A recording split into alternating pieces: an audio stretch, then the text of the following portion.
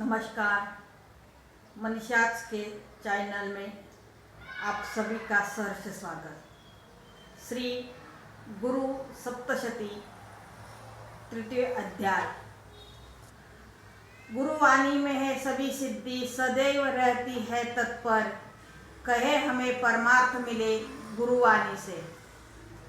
इसीलिए गुरुवाणी हमेशा प्रमाण मानो, ज्ञान सिद्धि शीघ्र हो श्री गुरु वचन से प्राप्ति हो। श्री गुरु शरीर में न रहकर रहते हैं सदैव वचनों में, उनके वचन वह अमृत साधक को कर देते हैं अमर। श्री गुरु सेवा में अनंत सुख, दूर होता है सभी दुख, साधक होता है पद अच्युत श्री गुरु कृपा होने से। एक गुरु की सेवा से सिद्धियां आए हाथ, भले तप दान अनुष्ठान करे काम न आए परमार्थ। नाना तप अनुष्ठान करके यज्ञ महादान, गुरु बिना सभी व्यर्थ यह तुम पहचान। होते असाध्य साधन, जो भी गुरु भक्ति करेगा सब कुछ सिद्धि पाएगा। यज्ञ दान तप फल सभी सिद्धियां प्राप्त होगी। एक गुरु की सेवा से त्रिमूर्ति आती है हाथ, अन्यथा श्री गुरु बिना नहीं मार्ग में परमार्थ। जिस प्रकार नैनों में काजल मिले, उस प्रकार किसी की नजर नहीं लगती, इसी प्रकार समय समय पर श्री गुरु प्रकट होते हैं।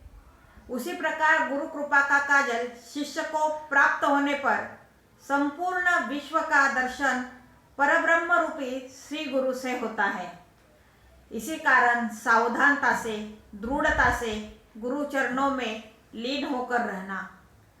सदा सर्वदा श्री गुरु के पास नम्रता से भी भूतों को और साक्षात ईश्वर को भी बंदी बनाया जा सकता है।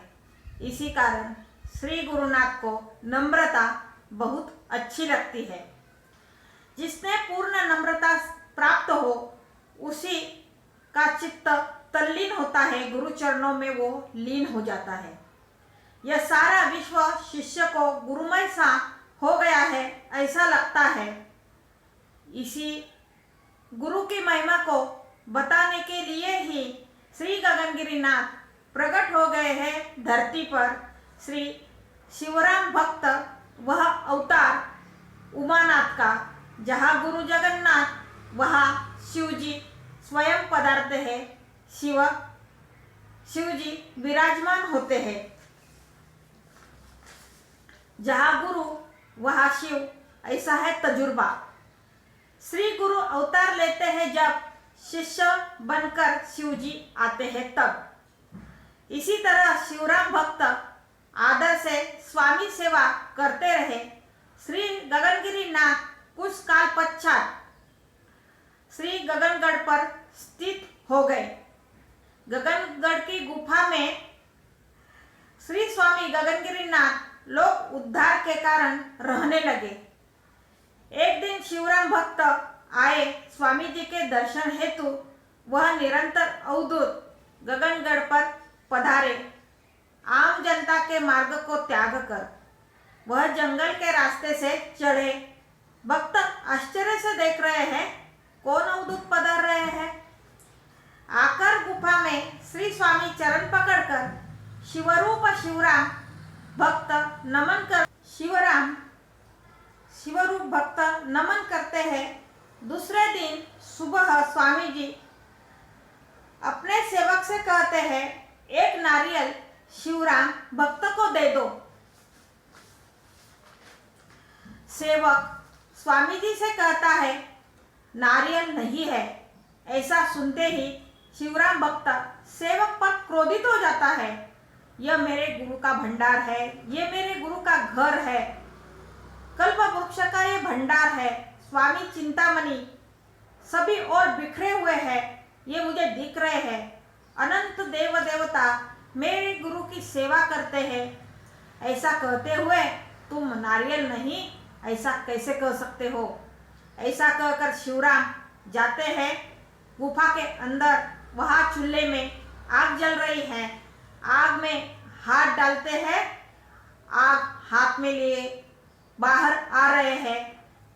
उनके हाथ में आग नहीं तो नारियल की बोरी सब भक्तों को दिखाई दे रही है। आश्चर्य से सब देख रहे हैं, नारियल की बोरी आ रही है।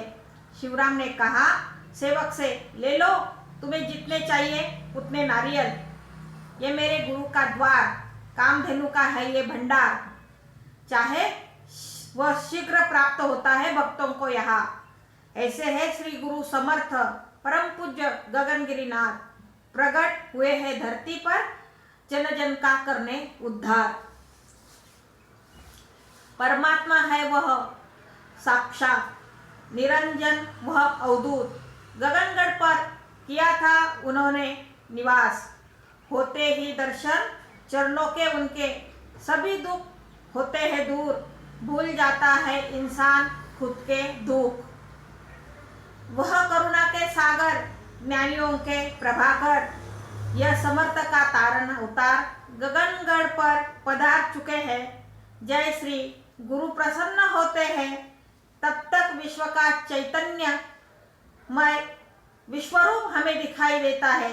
इसीलिए आदर भाव से गुरु के चरणों में दृढ़ता से उनके चरण हमेशा पकड़ के रखना। जिनके गुरु का आश्रय पाया उसी का भार शिवजी पर आया। स्वयं ईश्वर दास हो गए हैं उसके, सभी कार्य करे खुशी से।